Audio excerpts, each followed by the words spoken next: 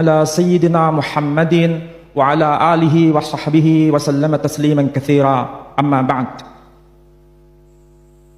Yang mulia Dato' Abdullah Ahmad Badawi dan Dato' Haji Muhammadin bin Yusuf dan para hadirin serta para pelajar yang saya hormati, saya mencoba untuk membentangkan persoalan kalimah Allah dalam session ini. Tapi sebelumnya izinkan saya untuk membacakan satu ayat dalam Al-Quran yang terjemahannya termaktub di situ dalam bahasa Ibrani, supaya nanti bisa mengetahui kejelasan asal-usul nama Allah.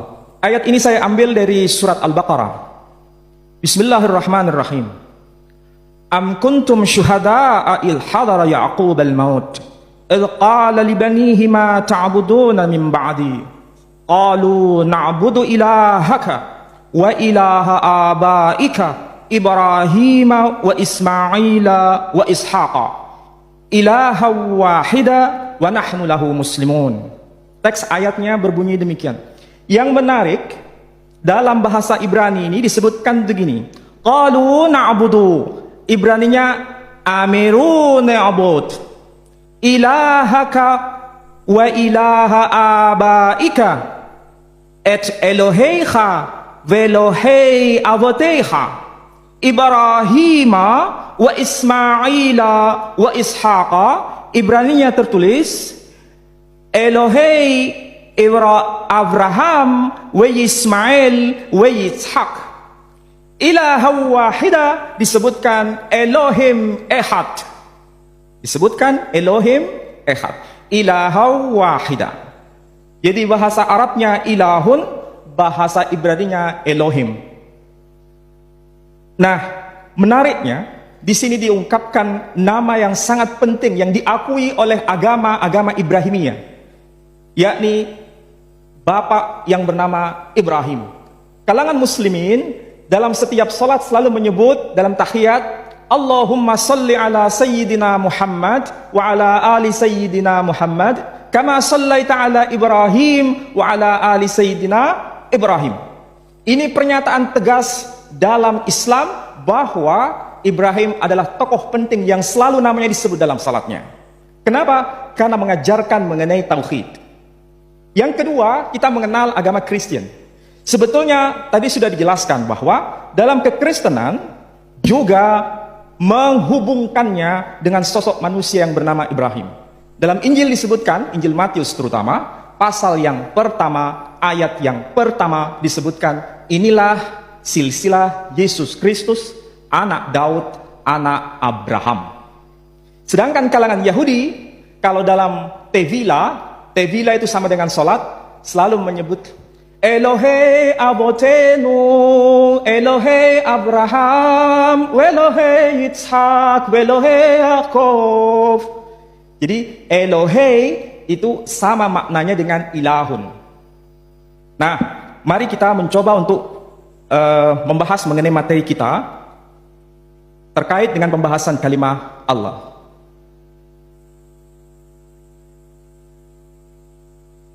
Nah, Ibrahim, para ahli, para pakar, para scholar menyebutkan bahwa Ibrahim itu berasal dari Mesopotamia. Mesopotamia itu sekarang sama dengan Irak. Negaranya waktu itu disebut dengan nama Babylon. Sehingga bahasa yang berlaku pada masa itu disebut sebagai Babylonian language. Islam melalui Al-Quran mengetahui nama Babylon dengan sebutan Babil. Sedangkan dalam Injil, dalam Alkitab, dalam Bible menyebutnya dengan istilah Babel. Jadi versi Quran menyebut sebutan nama negeri itu dengan sebutan Babil, sedangkan dalam bahasa Hebrew, Ibrani menyebutnya Babel. Coba kita cermati. Dalam slide ini, sayang dari belakang mungkin tidak terlalu jelas, tapi saya akan coba jelaskan. Dalam Al-Quran, tadi disebutkan ada nama Ismail.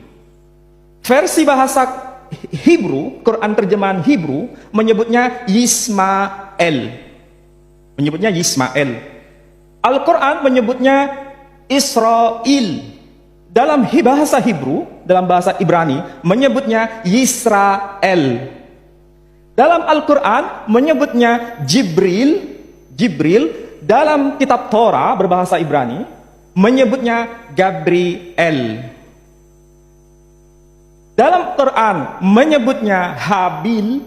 Dalam bahasa Ibrani menyebutnya Habel.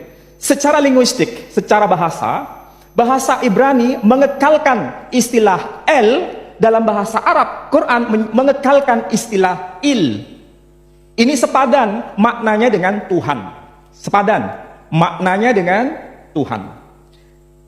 Bahasa Ibrani maupun bahasa Arab ini sebetulnya bentuk dari bahasa yang lebih kuno yang dipakai oleh Abraham atau Ibrahim yang menggunakan bahasa Arameo atau yang disebut sebagai bahasa Aramaik.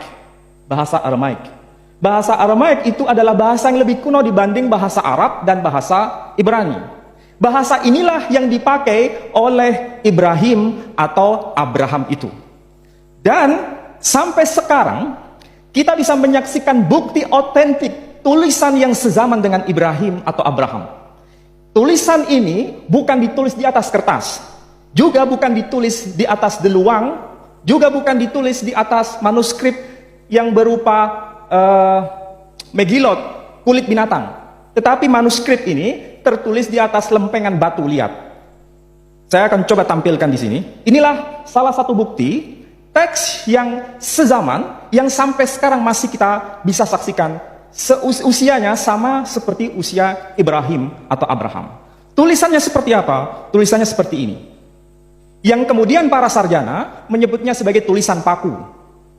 Di dalam teks ini justru membuktikan pengekalan sebutan nama Babil, bukan penyebutan nama Babel. Jadi nampaknya bahasa Arab lebih dekat dengan bahasa Aram, lebih dekat dengan bahasa nenek moyang yakni Ibrahim dibanding kedekatan bahasa Ibrani dengan bahasa Aram.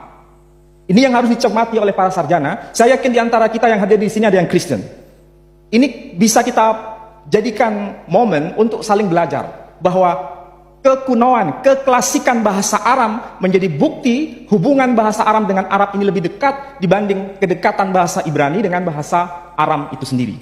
Dalam Al-Quran menyebut nama Babil, dalam teks Arameo, bahasa Aram menyebut kata Babil. Dalam teks Quran menyebut Israel, dalam bahasa Aramaik juga menyebut kata Israel, bukan Yisrael. Ini sebagai bukti yang tidak bisa dibantah oleh sarjana manapun. Ini yang harus diketahui bersama. Kemudian, kalau kita sudah tahu bahwa istilah El maupun Il menunjuk sebutan Tuhan, sama dengan maknanya dengan Tuhan. Lalu siapa yang bernama Allah itu, yang sekarang lagi menjadi polemik bersama? Nah, saya akan mencoba untuk membedah persoalan ini, karena di dalam bahasa Ibrani, bahasa Aram, dan bahasa Arab, sebetulnya kalau kita mau jujur, pengungkapan istilah Allah yang di Indonesia itu dilafalkan dengan dua versi. Tulisan sama, tapi pronunciation berbeda. Orang Muslim di Indonesia menyebut nama Allah. Sementara kaum Kristen di Indonesia menyebut istilahnya dengan pronunciation Allah. Makanya tadi Pak Moko Ginta ada sebutan nama Allah, itu versi Kristen. Meskipun tulisannya sama. Nah, ini yang menjadi polemik besar adalah siapa sebetulnya nama yang dikenalkan oleh Ibrahim atau Abraham kepada anak cucunya itu. Siapa sebetulnya nama yang dikekalkan oleh Ibrahim kepada anak cucunya. Kalau Ibrahim menyebut kata Il sebagai sebutan, lalu siapa namanya? Disinilah ada terjadi kesilapan di antara pengkaji agama-agama, terutama yang merujuk pada agama Kristen, Islam, dan Yahudi. Dalam agama Yahudi itu menyebut ada beberapa istilah di situ. Ada istilah El, sementara dalam versi Arab disebutkan dengan istilah Il. Maka muncul tadi ada Israel, kemudian Ismail. Ini pengekalan sebutan untuk Tuhan. Il, versi Ibraninya El. Istilah Elohim. Kemudian sepadan ini dengan ilahun.